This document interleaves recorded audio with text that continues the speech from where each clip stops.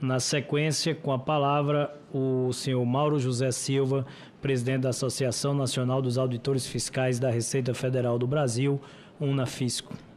Boa tarde a todos. Cumprimento o senador Efraim Filho, na pessoa de quem cumprimento todos os parlamentares e todos os presentes também. Estivemos, senador, junto com o Pacto de Brasília, tratando de alguns assuntos, e eu menciono brevemente que uma das suas preocupações de Vossa Excelência, é em relação àquele discussão sobre o adquirente ficar responsável pelo produto na fase anterior. Não é o meu tema aqui, mas o split payment, a tecnologia de blockchain, dá conta disso, e isso poderá ser melhor detalhado, isso com um compromisso de todos os envolvidos, de que isso vai ser detalhado na lei complementar. Nós temos tecnologia hoje para garantir que no momento do pagamento, os contratos inteligentes, isso pode até entrar no bojo da implantação do Drex também. Então há tecnologia para garantir que quando você pague, uma flag indicada pelo vendedor indique quanto desse valor é imposto. Eu não tenho nada a ver com isso, vem uma flag de lá. E quando eu fizer o pagamento por essa flag, já vai direto como imposto. Se o fisco discordar do tamanho dessa flag, ele vai lá e discute com o vendedor e não comigo. Mas o fato é que aquele valor financeiro do imposto foi pago. Foi pago não como eu decidi, mas como o vendedor decidiu, com esse contrato inteligente. Tem meios tecnológicos para isso. Mas não é o nosso tema aqui. Você viu que a conversa que a gente teve com o Pacto de Brasília, com as entidades, que trouxe na apresentação do IDV exatamente a mesma interpretação que, fruto da redação, não quero usar aqui uma palavra, fruto de uma redação defeituosa, isso, tá certo? A gente possa corrigir, então... Para caminhar nesse sentido, O defeito de mensagem, o equívoco de mensagem está posto. Cabe a gente, claro, a missão do Senado aperfeiçoar essa redação com a melhor técnica legislativa. Devolvo a palavra ao senhor. Então, eu trago aqui algumas considerações. Primeiro, eu quero fazer uma grande consideração de que, no fundo, quem paga o imposto sobre o consumo é um só, que é o consumidor.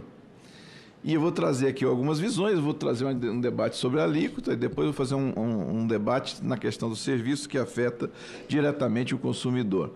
Porque também sinto, como cidadão, e como eleitor, que há uma preocupação muito grande com os entes federativos, com as empresas, e o consumidor talvez precisa ser mais lembrado nessas discussões.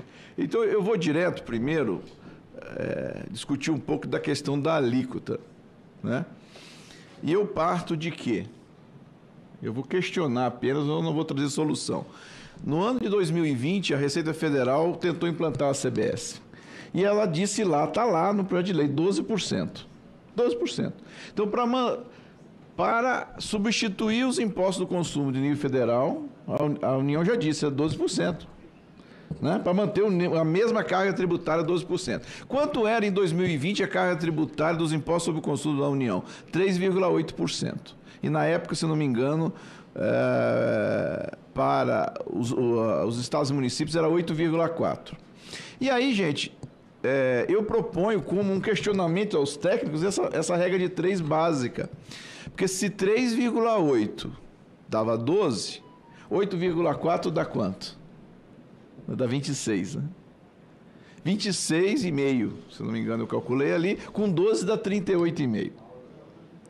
Então, em 2020, tomando por base dados da Receita, a alíquota conjunta seria 38,5. Agora, eu não estou dando uma resposta, eu estou dando meios para que se faça um questionamento aos técnicos. E eu diria mais, e aí vem uma outra, que a gente tem que fazer esse alerta. Ninguém paga a alíquota. Você paga um valor de imposto. Você não paga uma alíquota. Fui lá e paguei 20%. De quê? Então você paga um valor, que é uma alíquota vezes uma base de cálculo. Então, quando eu falo desse 38, não é para assustar ninguém, porque a base de cálculo ninguém sabe o quanto que vai atingir. Por isso que existe a fase de transição onde vai se fazer esses ajustes. Então vamos lá. Porque a base de cálculo da IBS é bem diferente daquela base de cálculo que a Receita pensava em 2020. O que me traz um alívio e uma preocupação. Porque era 12 em cima de uma base de cálculo maior. Então pode ser maior ainda a alíquota. Mas isso não é para ninguém desesperar, porque isso no decorrer da implantação do IBS vai se ajustar de acordo com essa base de cálculo. Porque quando você implanta um verdadeiro IVA, você não pode se basear na base de cálculo de hoje, que não é verdadeiro IVA. Você não dá crédito de tudo, como se pretende dar. Então é uma incógnita realmente. Se a gente fosse partir daquele modelo da Receita, eu diria, é 38,5. Mas eu posso até dizer que aquele modelo da Receita, como a Receita sempre foi muito, vamos dizer, resistente em dar créditos, ela pode ter considerado uma base ainda maior. Então pode ser que esse problema seja ainda maior, né? Então, numa base maior, deu 12. Se a base diminui, seria além. Então, primeiro eu trago essa questão. Se alguém quer questionar alguém sobre a alíquota, pode usar esse dado básico, que lá em 2020 a Receita quis botar 12, né? E naquela época a carga tributária do consumo era 12,2 e a parte da Receita era 3,8. Regrinha de 3 básica, eu chego em 38,5 na carga total, né? E aí, eu digo, não se preocupe, porque também essa discussão de alíquota entra um assunto que eu me dedico mais, que é lucros e dividendos. Não se preocupe com a alíquota. O problema é o resultado final. Então, é isso que o período de transição vai dar conta. Agora, eu levo a discussão, então, para o setor de serviços. E não para o setor, mas para o consumidor de serviços, né? De plano de saúde, de escola, que somos nós. Então, hoje, nós estamos acostumados a consumir esse serviço com a carga que vai aí de uns 9% de tributo sobre o consumo, né? Quando eu falei isso com o secretário da PIB, ele falou, mas a maioria está no Simples. Eu falei, bom, basta uma escola com a mensalidade de R$1.000, com 500 alunos, pronto, já está fora do Simples, que já deu 6 milhões, não é isso? Então, não serve, né? Salvo as escolas pequenas, quem está no Simples está fora, mas uma escola desse tamanho. Então, eu sairia, mesmo com a redução de 60%, né? Não resolveu o problema. Eu estou aumentando a carga tributária da classe média. Isso eu estou falando de escola, sem falar em plano de saúde. Então, eu vejo muita discussão e não vejo esse problema resolvido. Nós estamos criando um fundo de desenvolvimento regional, criando um fundo de compensação para os benefícios fiscais. Porque as empresas que contrataram com um benefício fiscal e aí implantaram suas fábricas, não podem ser prejudicadas, não é verdade? Mas e aí, o prejuízo para a classe média que vai pagar mais tributo? Tem algum fundo de compensação? Então, é uma provocação que eu faço da gente pensar, olha, essa redução dada, considerando então essa alíquota, ela pode não dar certo. Mas como eu também sei que eu não pago alíquota, eu pago um imposto, é preciso que haja uma revisão desse caminho, né?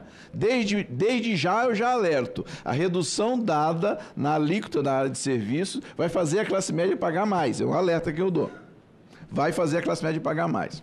Então, deixo esse dado, como o tempo aqui é pouco. Eu quero, falando dessa história de quem paga, quem vai custear a reforma tributária, eu vou cair na classe média de novo, vou por um outro caminho. Nós todos concordamos que nossa casa, tributação sobre o consumo, era uma casa com parede mofada, teto vazando e uma escadaria muito íngreme, né? E aí concordamos que não dava mais para morar nessa casa, que teríamos que reformar essa casa. Só que nós chegamos e quando alguém perguntou assim, e quem paga a reforma? Alguém lá do fundo respondeu, o vizinho. Porque os 280 bilhões para financiar vai vir da União, não é? Então o vizinho vai pagar a casa. Agora, o vizinho, que é a União, que receitas que tem? De contribuições, né? E de impostos. Contribuições não pode tirar, porque elas têm arrecadação vinculada. Sobra os impostos. Quais? Imposto de renda e IOF. O IOF está sendo, aos poucos, desligado. então sobra para o imposto de renda. E aí, quando eu falo imposto de renda, boa parte dele é pago pela classe média, que tem uma tabela de imposto de renda congelada. Né? Hoje, dos 400 bilhões arrecadados de imposto de renda da pessoa física, mais de 250 bilhões são indevidos, porque fruto do congelamento da tabela. Então, se eu vou tirar dinheiro do imposto de renda, porque de outro lugar provavelmente não terei, e a reforma não esclarece, outra crítica que faço aqui, é que a reforma diz, a União vai dar 280 bi, de onde vai vir, não sei, vai tirar 280 bi para pagar. E eu digo, vai ter que vir então da arrecadação que existe, do imposto de renda e, portanto, do não reajuste da tabela. Mais uma vez, a classe média vai pagar. E eu digo outra pessoa que está pagando essa reforma.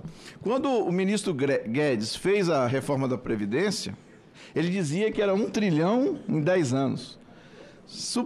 Que aquela reforma iria trazer esse recurso. Bom, 1/4 nós vamos dar então, ou mais de 1/4 para reforma tributária. Ou seja, foi a perda de direitos de quem tinha Previdência que vai pagar a reforma tributária. É isso? Se nós não estamos dizendo de onde vem, eu posso supor que 1/4 da economia da reforma da Previdência vai pagar a reforma tributária. Ou, como eu disse, o não reajustamento da tabela do imposto de renda vai pagar a reforma tributária. Já que não estão dizendo de onde vem os 280 bi. Então, eu costumo, nas minhas falas, sempre ser provocativo, porque isso leva a gente a pensar, e pensando a gente chega em outros caminhos, e é isso que eu me propus. Meu tempo acabou, mas eu me propus então a dar essas duas visões. Primeiro, dar meios para se discutir a alíquota, né? Questionar os técnicos, porque eu trouxe aqui uma continha rápida de que se limitar a 25 não passa da página 1, porque não vai dar certo limitar a 25, basta a gente ver esta continha básica. Mas isso, com certeza, os debates vão dar conta e também dar essa visão do custo, né, para que a gente reflita quem está pagando, de onde está vindo esse dinheiro para pagar a reforma tributária, que, volto a dizer, apoio, também acho que a nossa casa estava com a parede mofada e com o teto vazando, mas isso precisamos detalhar como que essa reforma, a gente vai levar ela a fim, que é tão necessária, mas a gente precisa ir conduzindo esses caminhos. Senador, muito obrigado, o tempo é curto, mas deixo aí então essas considerações e à disposição sempre para contribuir.